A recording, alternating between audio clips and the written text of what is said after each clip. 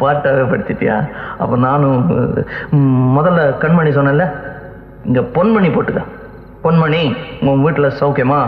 நான் இங்க சௌக்கியம். பொன்மணி, உன் வீட்டில் சௌக்கியமா? நான் இங்கு சௌக்கியமே. உன்னை நினைச்சு பார்க்கும்போது கவிதை மனசுல அருவி மாதிரி கொட்டுது. ஆனா அதை எழுதணும்னு உட்காந்தா அந்த எழுத்து தான் வார்த்தை.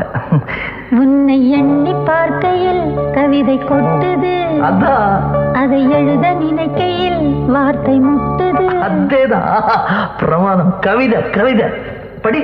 கண்மணி, அன்போடு காதலன் நான் எழுதும் கடிதமே.